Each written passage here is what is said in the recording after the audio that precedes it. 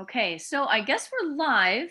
This is the part of the meeting where I wait to mute YouTube on my browser so that this doesn't get crazy.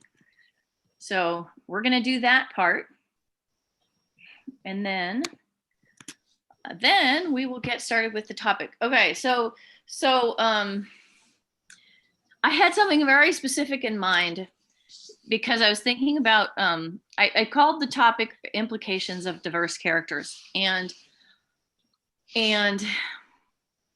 what I specifically wanted to talk about is if you have a situation and you're thinking about a character to put into it, and you want to have diverse characters in your books, what are the implications of choosing one identity or another for a character that is going through this story?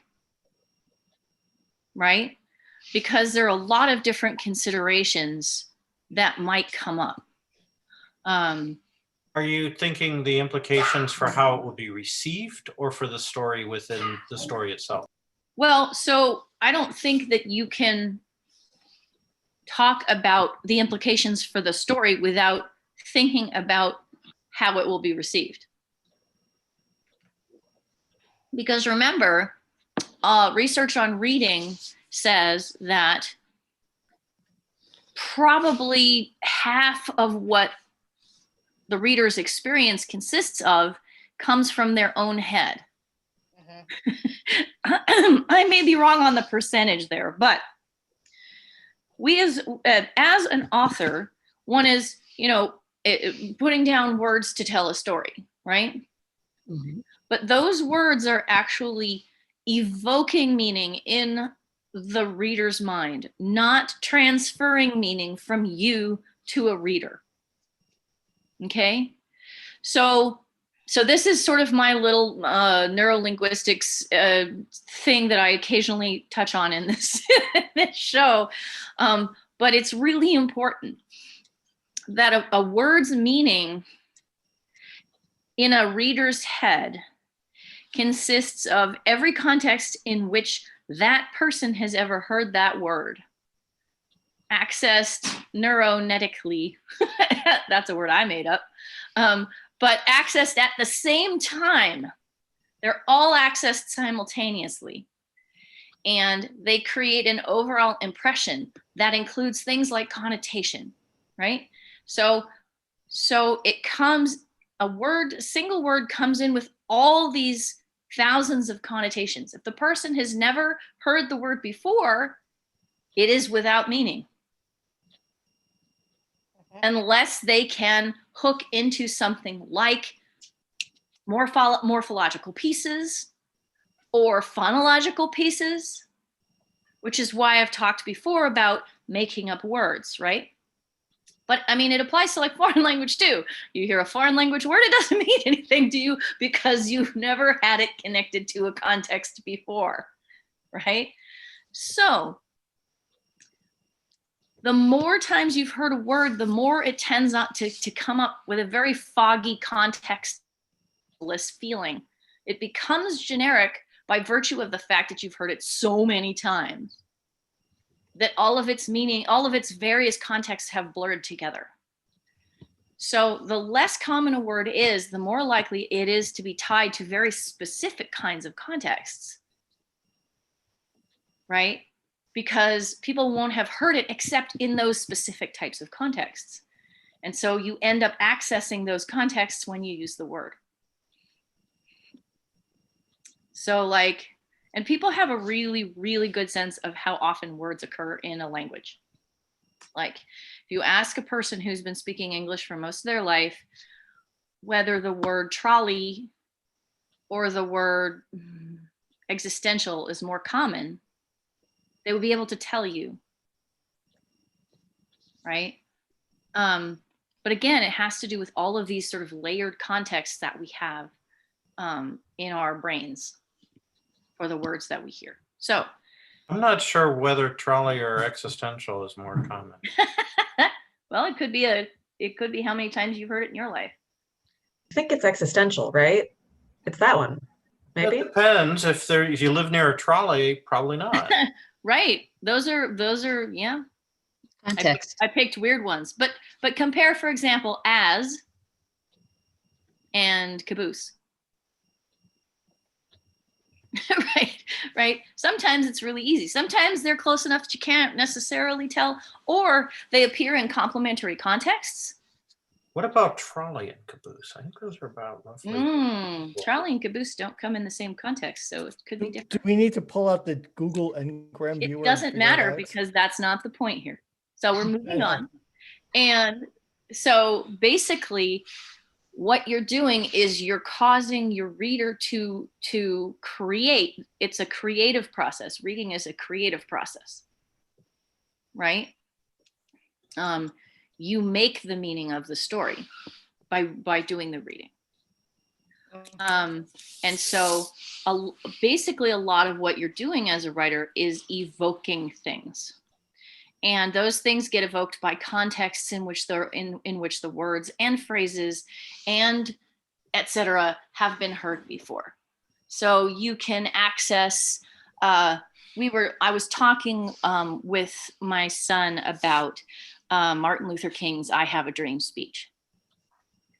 And we were talking about how he takes a piece of My Country 'Tis of Thee, the line about let freedom ring, and he turns it into a repetitive refrain that he then applies to specific places all over the United States.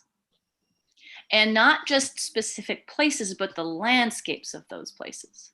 So what he's doing is by accessing My Country 'Tis of Thee, he's evoking a feeling of patriotism in a listener, right?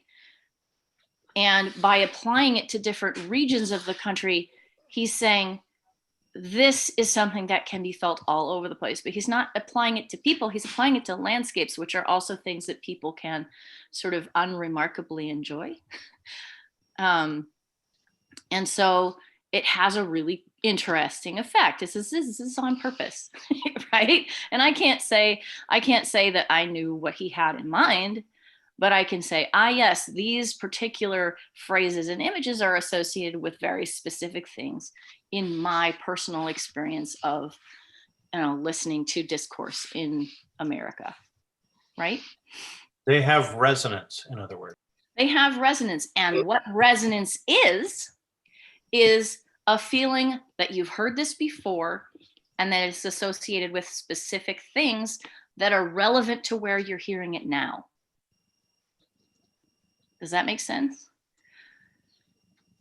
So if you're talking about the identity of a character, the identity of a character gets described, but it also has resonance, right? It resonates with the things that are around it in the story. It creates kind of a constellation of meaning with the things that are around it in the story. And it also resonates with things that are in people's heads. So this is one of the reasons why just simply swapping gender pronouns on a character doesn't always work, right? Because the associations of gender are strong and extensive, right?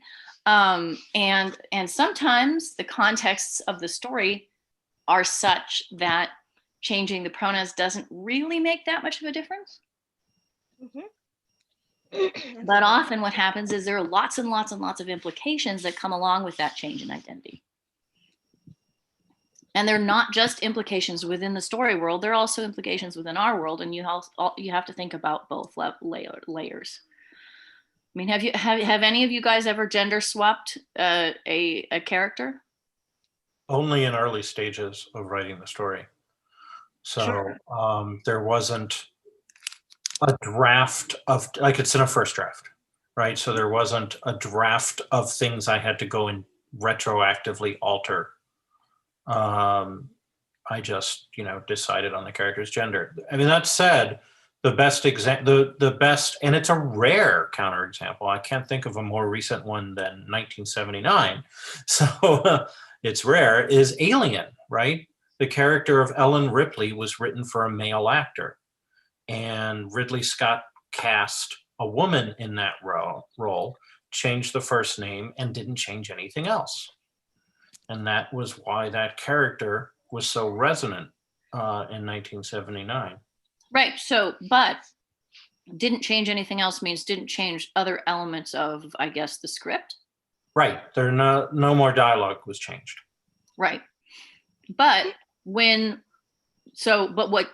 you're doing by changing the gender of the character is you're changing a very key piece of the total context of any utterance that happens inside the context of the script, right? Yes, and it also changed the dynamic with the other female character, Lambert, who was a typical Hollywood kind of victim in a horror movie character who freezes when the monster attacks. And not only does she die as a result of that, she gets one of the other characters killed by her freezing.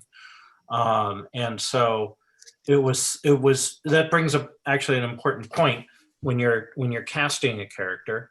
If you're going to cast, say, for example, a woman, when you're writing like a prose, you have a character who's a woman, and that woman is the only woman in the story, and that woman is weak, and falls into gender stereotypes. That's a much bigger problem than if you have two women, one of whom is very strong and one of whom is very weak, right? Well, so that applies to minority. Okay, all right. I don't want to just, yes, but I don't want to just leave it there. It's Well, I'm not. So there's a lot of check boxes stuff that goes on.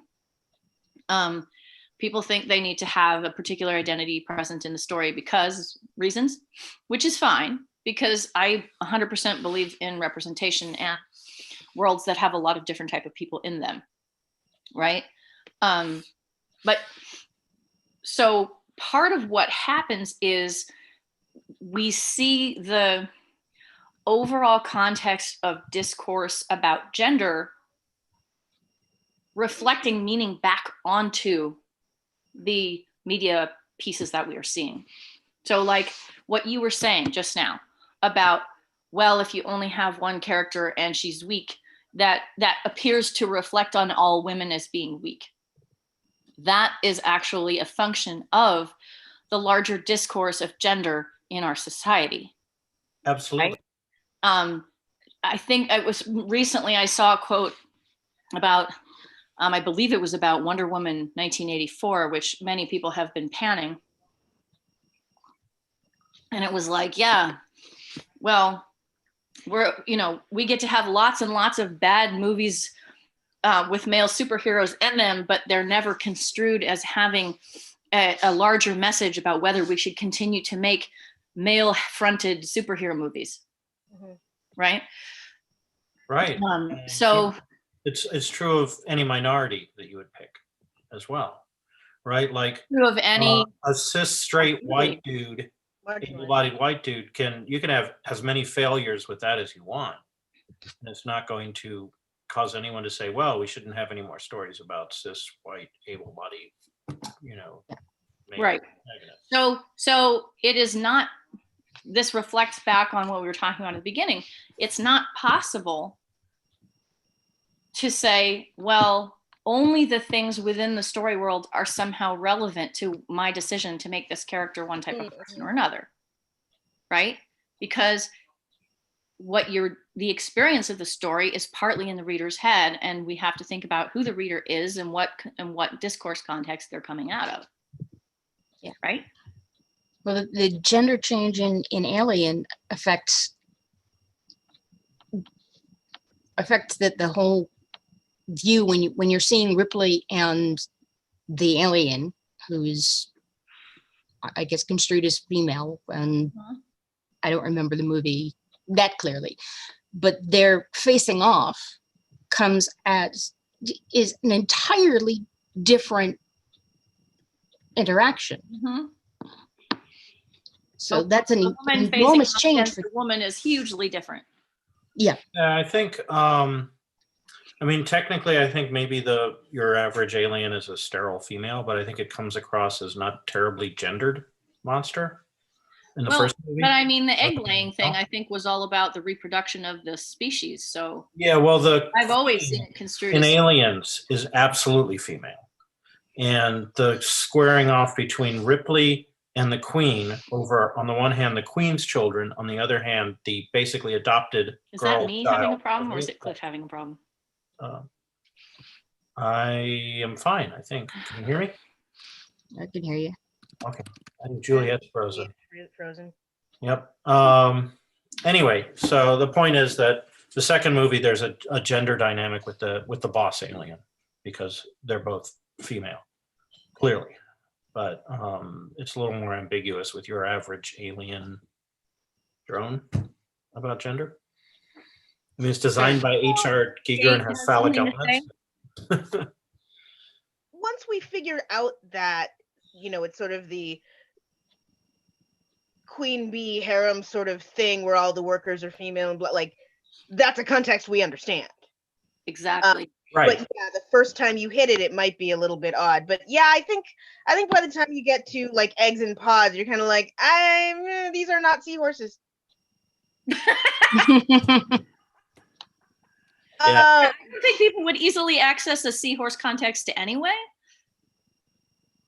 No, but it would be fast. Nay. I know. I totally want it now, Kate. What are you Right?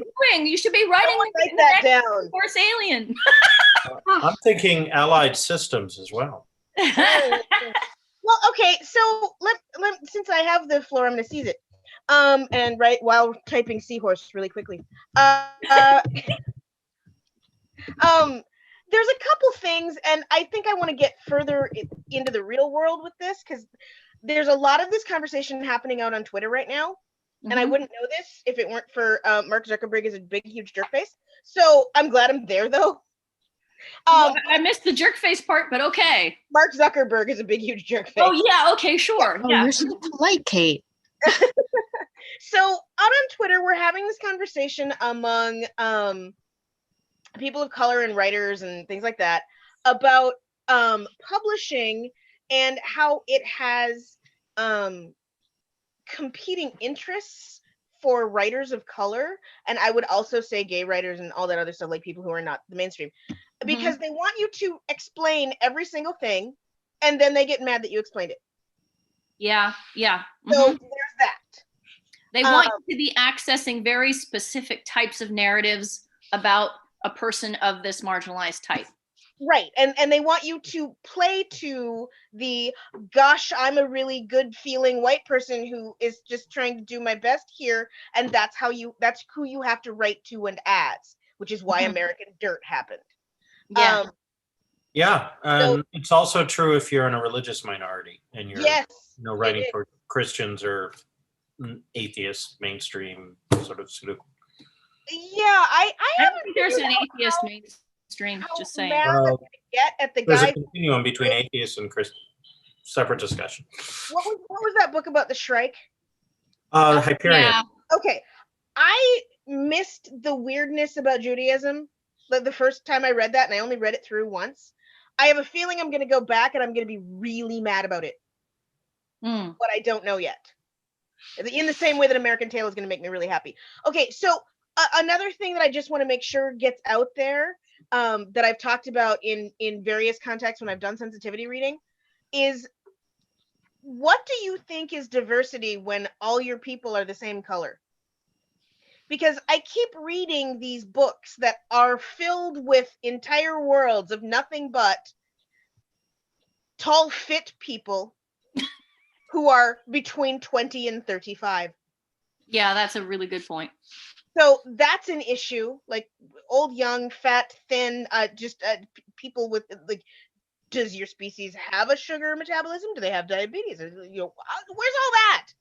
Okay. And the other thing, which I think of as the Star Trek problem, is that if you as an author carry the idea into your writing that the playing field is level and has been for 1,000 years in this place, why do you still have different races? And if your immediate I want to be woke answer is we wouldn't, really? All of you have only one kind of light bulb? What kind of space communism is this? You know, and if you and or you only live in one latitudinal band around a planet? Okay, now I'm interested. Let's talk about that. Why? So there's a bunch of ways that people are not used to, like we're used to thinking in this one level way about, you know, good, bad. It's a flat spectrum and there are no other dimensions. There are all ways to cut through that plane. Yeah. And we really need to start doing that. And we also need to start having it published when we do. So yeah. Okay, I'm done. I'd like to say that Joan Vinge's Snow Queen books do that really well. Yeah. Okay, so I'm gonna tell you guys about something that happened in the early career of me as a writer. Okay, where I was designing Varney, and because I was a white teenager and not very woke at the time, I'm still working on it, but I'm a lot better than I used to be. I was writing about an underground society, and everyone was basically white. Mm-hmm. And then I was like, wait, no. And I was like, okay, so, but what is that like if they're all living underground and they have lived underground for 1,000 years, but I still can't have them be all white because it doesn't make any sense, right? Mm-hmm. But people of color who are not exposed to the sun also, you know, it's different. Right? People of color also have different shades depending on how much sun they have been in and such. So like, I was like, okay, let's think about what it would mean if a diverse group of people went and started living under the ground, right? Yeah. So basically, what I decided is that there were going to be diverse skin tones in basically every cast of Varney. And because I can't not do that, or it doesn't make any sense. You'd run into a lot of unfortunate implications if you decided to make different casts all just the same skin tone. Absolutely. Wouldn't you though? Because like, if you made the undercast all people of color, that would be bad. Like, that wouldn't make any sense, because if you really are trying to say that skin color is not the criterion that is at work here, then that's not something that would actually happen.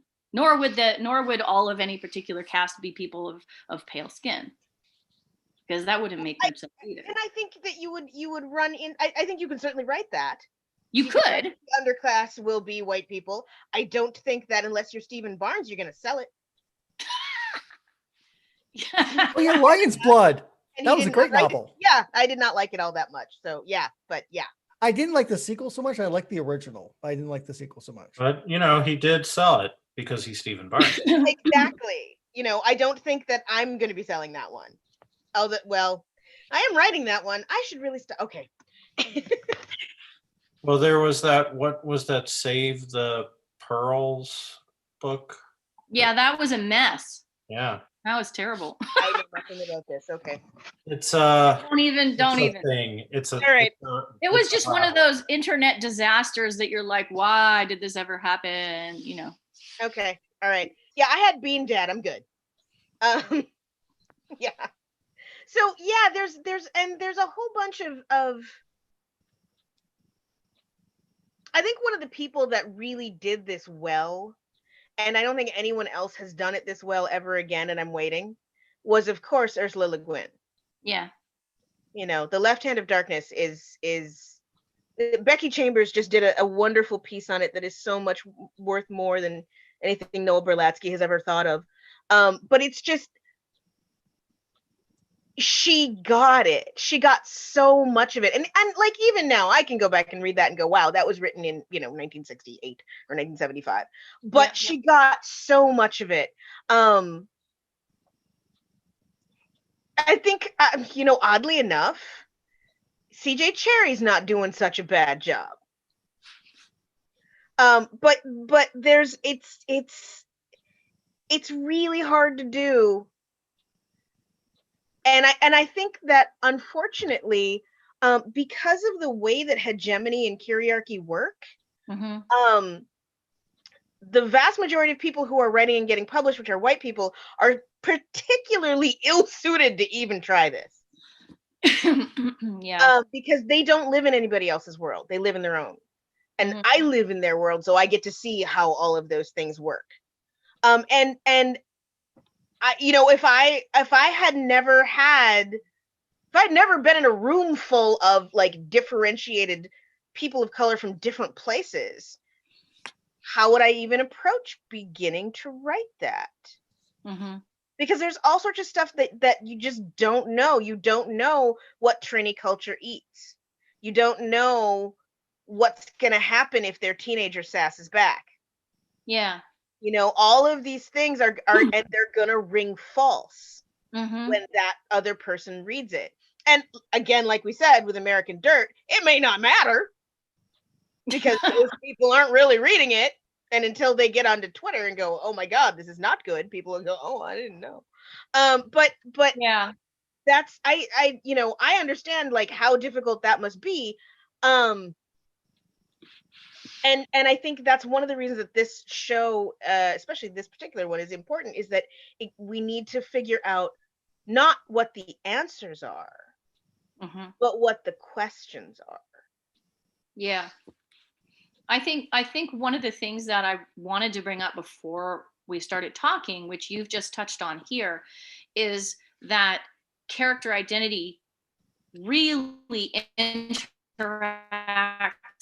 strongly with plot, right? Because the things that happen to a character are going to come across completely differently depending on who that character is. And some things may be You may have impossible. lost me there for a second. Did you hear everything that I said just then? Yeah, we did. Okay. Yeah, your visual froze, but we heard you. Awesome. What were you saying, Cliff? Oh, just that there's some, you know, things that will be impossible or implausible for certain kinds of characters in certain kinds of civilizations, right? And that can be class, race, age, gender, sexual orientation, whatever, ableness, able-bodiedness, whatever. And there's a certain amount of, you know, if you're going to have the ego to write in the first place, when you hand wave, run with it. You know, that was sort of like, Juliet, when you were talking about there's going to be, you know, all sorts of different skin tones of people who live in caves. And I'm like, no, it does. Have you seen a cave fish? Like all of them. But if you're going to do it, then commit. It's that moment in The Dark Crystal, which makes no sense whatsoever, where she goes, "Oh, well, girls can fly." There is no reason for that. That is not my favorite moment. But they do commit. Moment, because they just commit like to that, like you would not believe. And I don't even think it really comes up much anymore. I think she flies like maybe 2 more times. It's not a big deal, but that moment is so the important moment of that entire flick. So, you know, I understand there's this thing of where we get into our research and we let it run us down every rabbit hole in the world. And you think, oh my God, I have to take care of this tiny bit and this tiny bit and this little detail. No, just commit. Right. Even if it's going to turn out to be like a bad thing, someone's going to catch that in editing. Just commit and do it. Yeah. Well, I mean, in terms of the Varney, my choice was to say, well, they haven't always lived underground. They didn't evolve there. So they're not going to be like cave fish. Cave fish will be like cave fish. Right? Right. And they may find some in the back of whatever that underground city was that was really cool. Maybe they'll find some cave fish when they're trying to escape. You know, well, there's literally a line in Transgressions of Power, which is like Adon saying that the tunnel hounds creep him out a little bit because they don't have eyes. And then he's like, yeah, not that everything needs eyes, but fish are usually on a plate. Ah, nice. So I'm trying to gesture at that. But yeah. You can tell the things that have evolved underground. Yeah. So yeah, I mean, but a lot of this is artistic choice, right? But this is why I called it implications, right? It's not just, oh, I need to, slap this thing on here. It changes the entire constellation of your storytelling. Mhm. It's not a Figure coat of out who paint, it's a characters are. reorientation. Sorry, Paul, what were you saying? It's not a coat of paint you put on, it's a complete reorientation. And if you try to treat it as a coat of paint, you're going to run into major problems, as we've discussed. Mhm. Absolutely. And the things that happen to these people are happening to these people within their identity as, cultural identity. And in, at least in the Varn context, I mean, the world is secondary, but I cannot change the fact that people associate skin tones with particular things, right? And I am trying to also critique our world, so it's not like I can treat any of these things as irrelevant. So that's kind of what I was getting at. On the one hand, there are the plot reasons to do something, right? And like you decide, the whole book is hinged on the fact that your protagonist is not able-bodied or is of a particular social class or whatever. But there's also the reader expectations that are inevitable. And one of the discussions that that those of us in religious minorities have, and I believe also in other minorities, is like, is your target reader going to be like the average middle class white reader, or how much are you going to explain, right? Like if I'm going to throw in, say, Yiddish terms, do I translate those for the reader? Or do I just like, you got Google, and leave it at that? And how many readers are you? A minute ago. What imaginary reader are you writing for? So with your bringing, race, the reader is going to bring race associations into Varn. Absolutely. The reader grew up here in our world where it's always been a thing.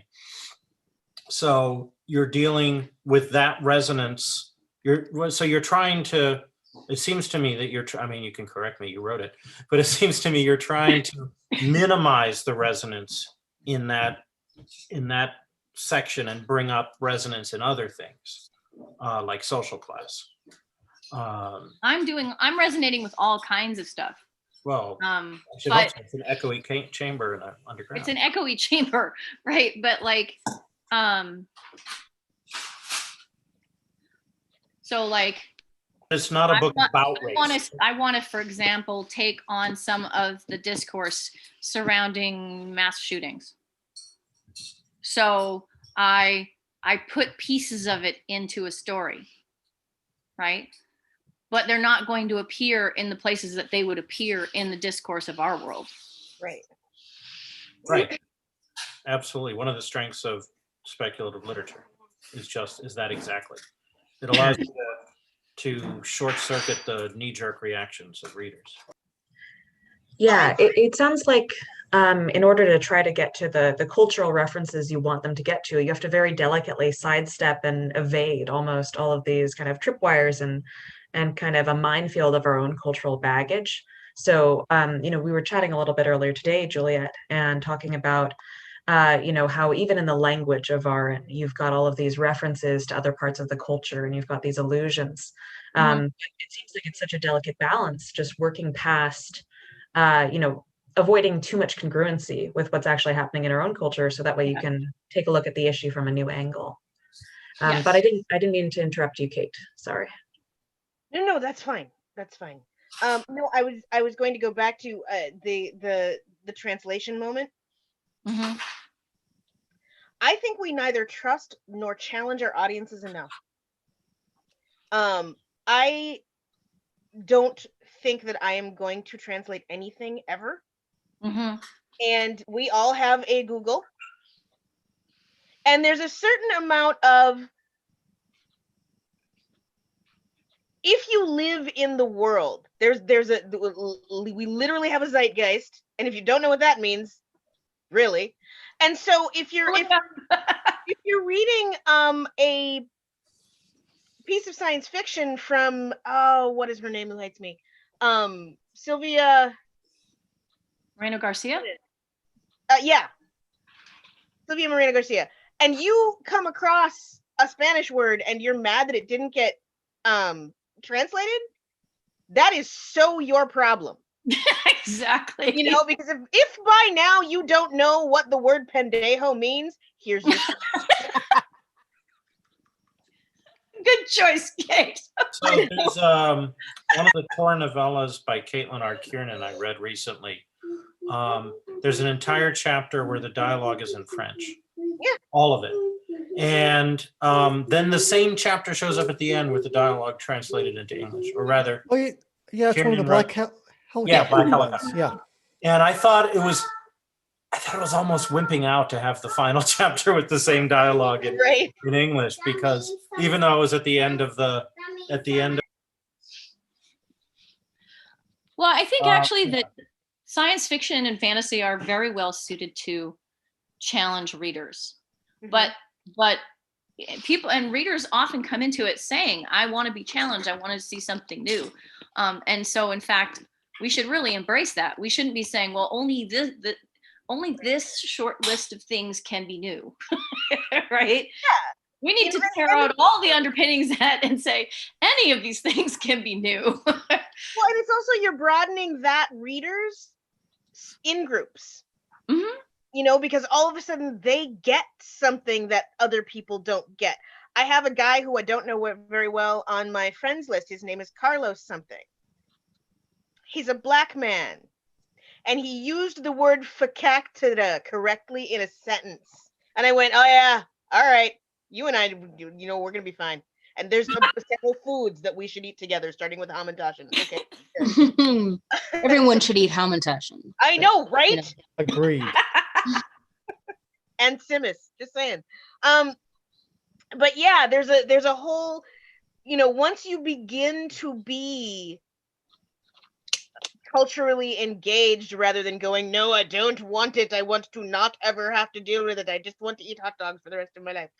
Once you begin to get engaged with it, then you begin to understand that there's this greater community of people to whom you may have things that you want to be in common. And all it takes is to learn 12 or 15 new words or American Sign Language signs or whatever it is. Mm-hmm. You know, a vocabulary that you can work with is about 200 words. If you want to discuss philosophy, you're good. Yeah, in the 1970s, there was a Sid and Marty Krofft show called Land of the Lost. And there were these 8 people called the Paku, and they spoke Pakuni. And that was Conlang, a made-up language by a professor at UCLA. And they put words of Pakuni into the episodes in broadcast orders such that kids watching it could natural language pick up a few dozen words in Pakuni by the end of season 1. And I did. Cool. Right? Well, you know, it's actually funny because one of the things that I'm finding, and this is tangential, I guess, but one of the things that I find amazing is that once you have a book out in the world, people will be able to share the vocabulary of that book with you. And that's an amazing feeling. I totally grok that. Yeah. And sometimes the way Grok did, those words will expand throughout the language, you know, or like the name Wendy will become commonplace. Yeah. Well, and it sometimes opens other doors. Like, I have not read any Anthony Bourdain. I haven't. Mm-hmm. But I stumbled on AO3 today for the first time in my life. Mm-hmm. And I found the Anthony Bourdain goes to Narnia moment. Oh my God, is that hysterically funny? And no Bourdain, just Narnia. But now when I go to read Bourdain, it's going to be funny. because I know how that works. I know what the cadences are like. I know what parts of it are Bourdain because it's the stuff that I can just subtract Narnia out of. I highly recommend a book. It's out of print, but it's worth hunting down. Trek's Not Taken by Stephen R. Boyette. Same person who wrote Ariel. It is Star Trek written by different famous writers in the style of different famous writers.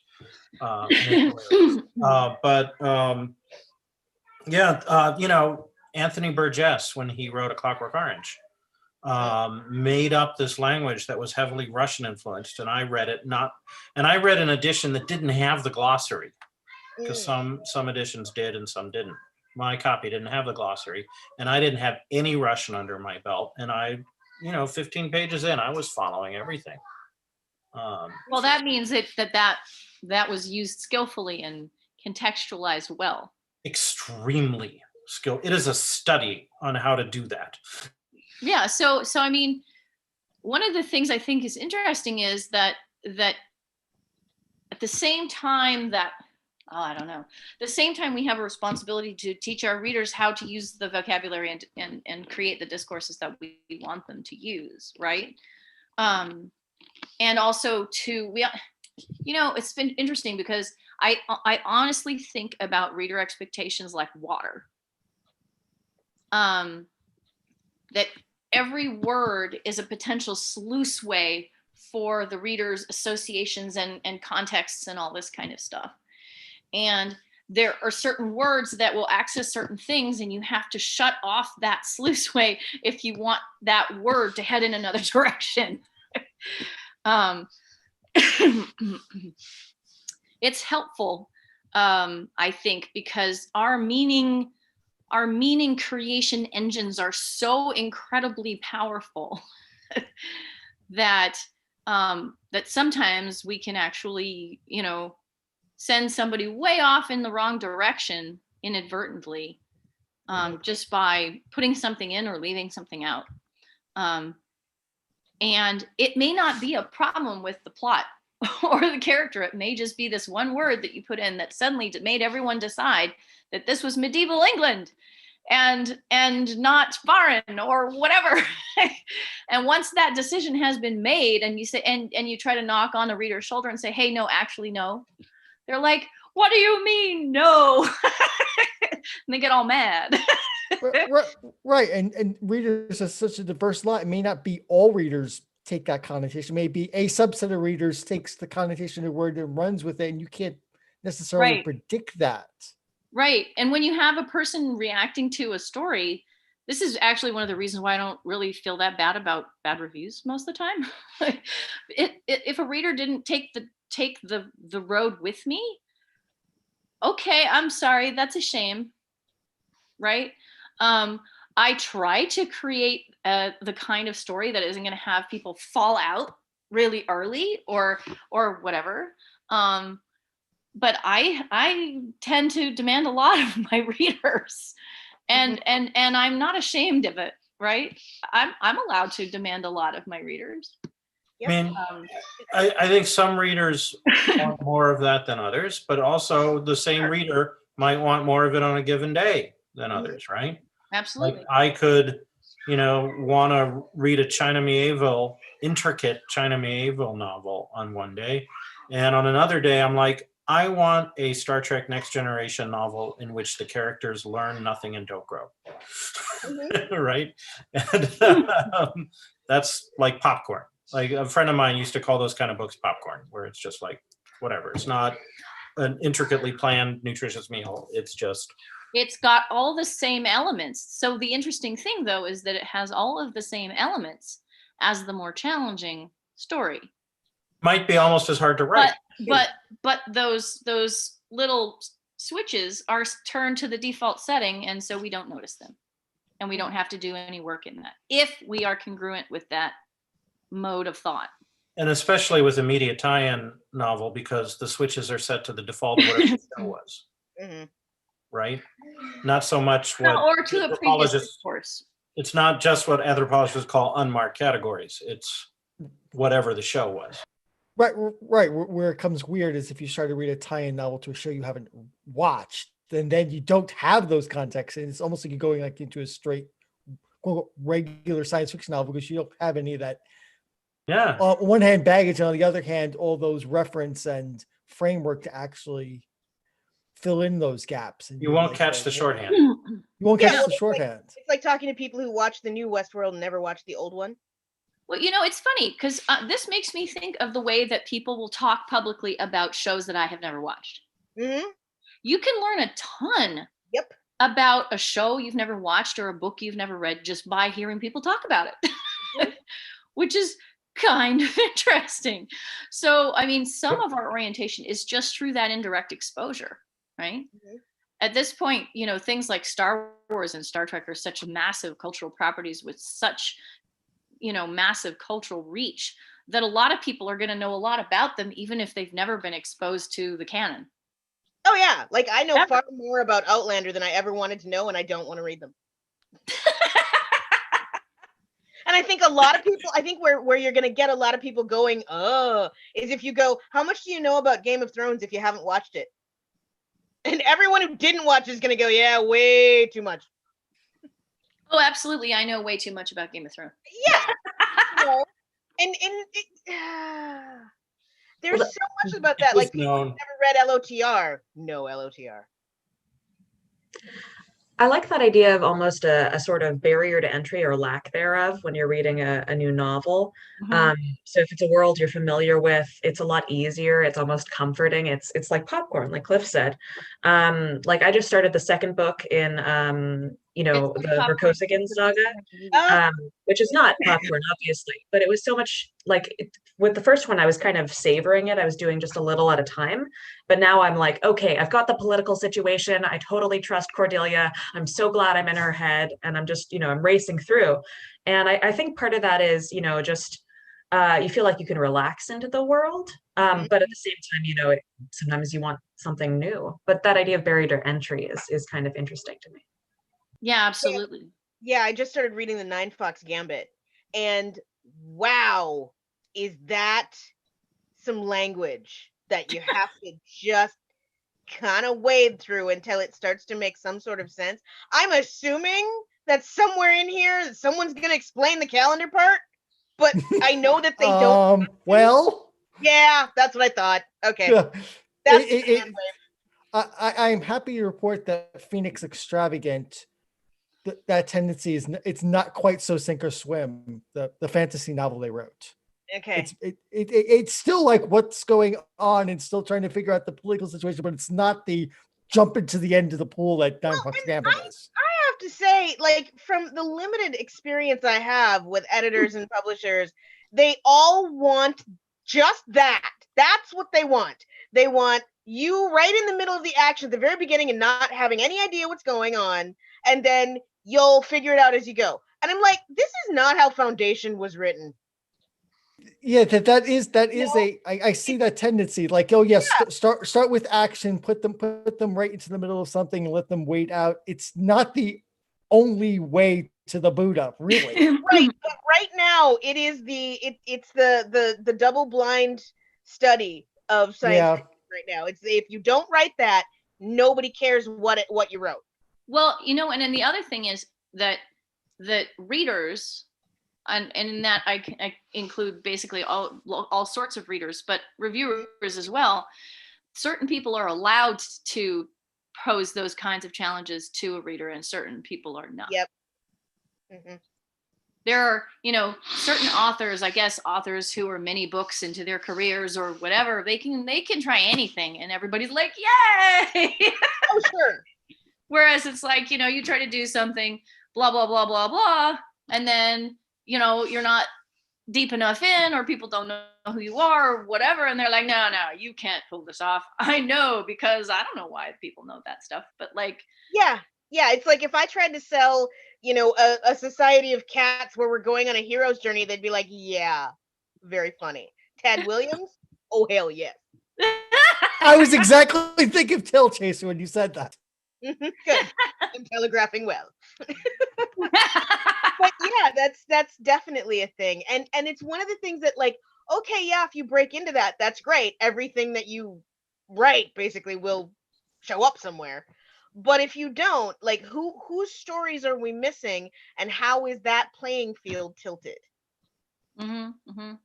It's one of the things I'm so happy Cherie has her current job, because I think we're going to see a few more people at FNSF getting published that we would not have possibly otherwise. Yeah, I think that's a really great development at FNSF. I'm excited about it.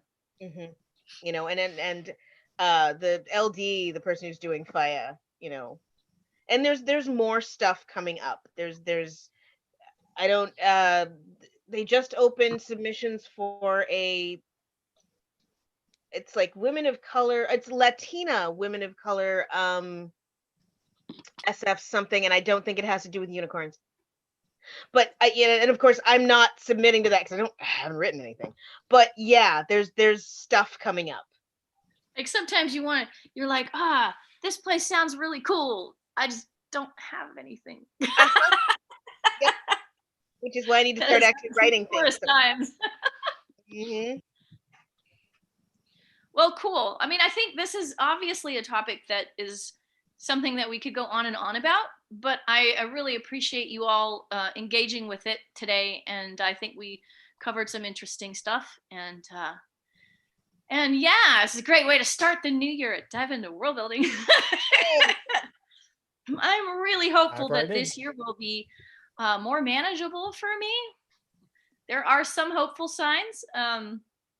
But anyway, so I'm just going to keep updating people. If you happen to be one of the people who is watching this on YouTube and you want to get involved or be a discussant, you may reach out to me either on Facebook or on Twitter. You can become a member of the Dive into World Building Facebook group, which is where I announce topics for the week and put out the links to get into the Zoom meeting. And I also have a Discord server. I will try to publicize that a little bit coming in here. But anyway, our guests, I believe, for January are going to be Alice Helms and Marie Brennan talking about excellent. But I don't have a date tied down for that yet. So wish me luck tying that down. But I will keep you updated as I can. And my sense is that we will see each other next week at the same time. So thank you all for your wonderful contributions, and we will talk about more stuff, and I'm going to